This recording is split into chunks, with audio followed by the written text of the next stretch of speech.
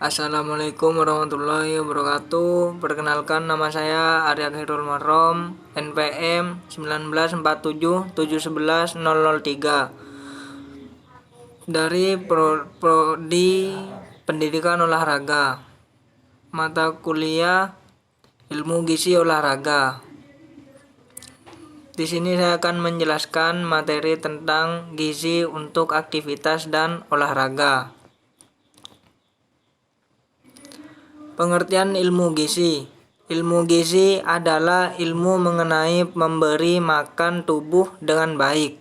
Artinya menyediakan cukup segala kebutuhan bagi pertumbuhan, pemeliharaan, dan reparasi. Nutrien-nutrien yang dibutuhkan tersebut dapat diperoleh dari makanan berimbang. Pada dasarnya, kebutuhan makanan bagi olahragawan tidak berbeda dengan kebutuhan makanan bagi mereka yang bukan olahragawan. Intensitas aktivitas fisik dengan kategori tertentulah ringan sekali, ringan, sedang, berat, dan berat sekali. Yang membedakan besar kecilnya kebutuhan akan zat gizi sebenarnya tidak ada makanan khusus untuk meningkatkan prestasi. Vitamin dalam jumlah besar pun tidak akan berarti bagi atlet yang sudah berada dalam kondisi latihan yang baik. Pengertian gizi. Gizi yang baik dapat diperoleh melalui menu makanan berimbang. Di Indonesia, makanan berimbang dapat dipenuhi dengan pola 4 sehat 5 sempurna. 4 sehat 5 sempurna yaitu makanan pokok, lauk pauk, susu, sayur mayur, dan buah-buahan. Macam-macam zat gizi. Berbagai zat gizi yang dikonsumsi tubuh akan memberikan zat-zat yang diperlukan oleh tubuh. Berbagai zat gizi yang dikonsumsi tubuh akan memberikan 1. Tenaga, yakni zat-zat tersebut bila dioksidasi di dalam tubuh akan menghasilkan energi yang diperlukan untuk aktivitas. Kedua, bahan pembangun dan pemeliharaan tubuh. Ketiga, bahan pengatur proses tubuh. Agar tubuh dapat melangsungkan kehidupannya, maka makanan yang sesuai adalah karbohidrat tersusun atas atom C, H, dan O. Yang kedua, lemak tersusun atas atom C, H, dan O. Yang ketiga, protein tersusun atas atom C, H, O, dan N. Yang keempat, vitamin. Yang kelima, mineral. Yang keenam, air. Contoh makanan zat gizi. 1. Makanan pokok sebagai sumber karbohidrat, beras, jagung, ketela, sagu, dan lain-lain. Yang kedua, lauk pauk sebagai sumber protein dan lemak, daging, ikan, tahu, tempe, teri, dan lain-lain. Yang ketiga, sayuran sebagai sumber vitamin dan mineral seperti daun bayam, daun ketela, daun kacang, dan kangkung. Yang keempat, buah-buahan sebagai sumber vitamin dan mineral seperti jambu, nanas, pepaya, jeruk, salak, rambutan, dan lain-lain. Yang kelima, susu, suatu penggantinya sebagai sumber protein tambahan bernilai tinggi, biasanya susu sapi. Sebenarnya pola makanan tidak harus dengan 4 sehat 5 sempurna. Pola makanan bentuk lain pun dapat digunakan asalkan dapat memberi cukup karbohidrat, lemak, protein, vitamin, dan mineral. Karbohidrat, lemak, dan protein selain mempunyai fungsi masing-masing bagi tubuh, juga menimbulkan tenaga, sehingga ketiganya disebut nutrien bakar. Sedangkan vitamin dan mineral umumnya berfungsi mengatur dan memelihara proses tubuh.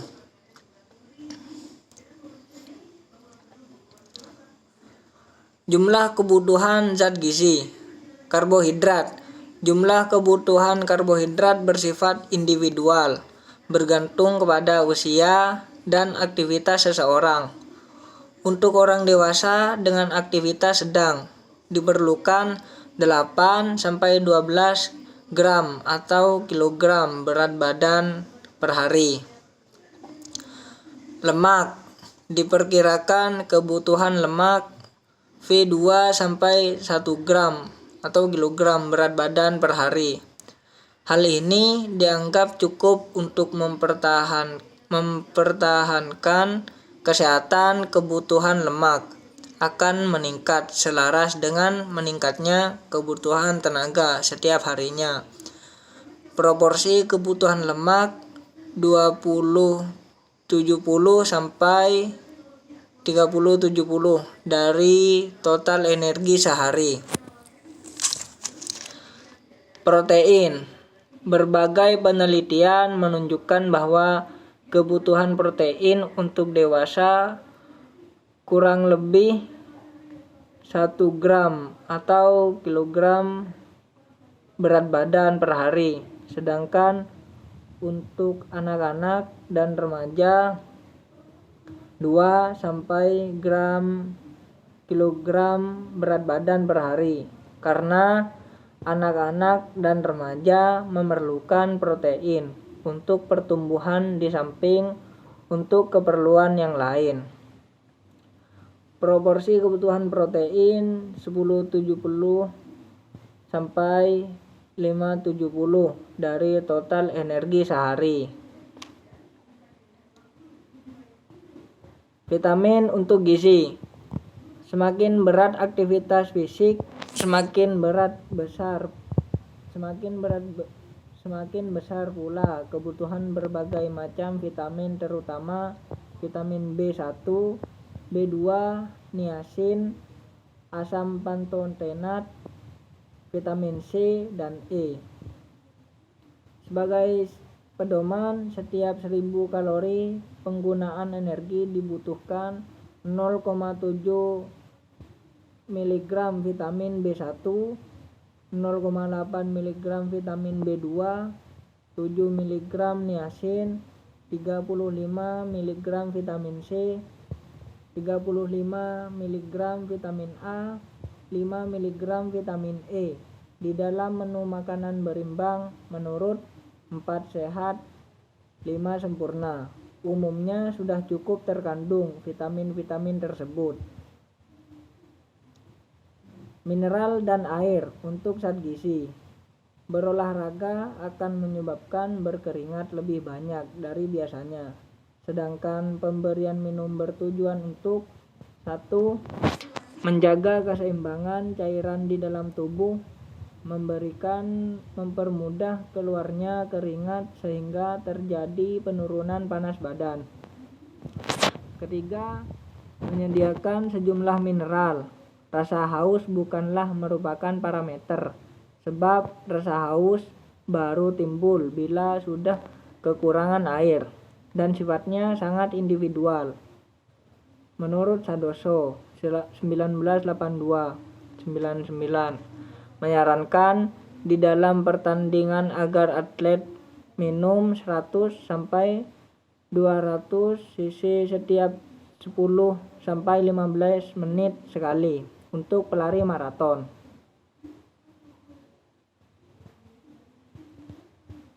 Makanan yang dihindari. Kekurangan cairan di dalam tubuh akan menghambat penampilan, sehingga perlu penambahan secara teratur.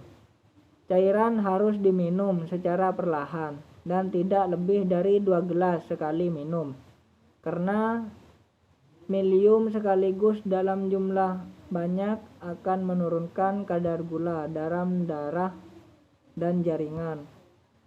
Hindarkan minuman yang merangsang, misalnya mengandung CO2. Yang kedua, terlalu dingin akan menyebabkan hiperistatik. Yang ketiga, kopi. Yang keempat, Coca-Cola Yang kelima, alkohol dan lain-lain. Menurut Sadoso 1882, menyarankan cairan terbaik untuk menggantikan keringat yang keluar dalam adalah air, karena air dapat mengadakan kompensasi terhadap volume plasma darah yang mulai berkurang. Di samping itu, air juga berfungsi menurunkan suhu tubuh. Cairan yang diminum hendaknya mengandung gula, glukosa, fruktosa, dan sakarosa.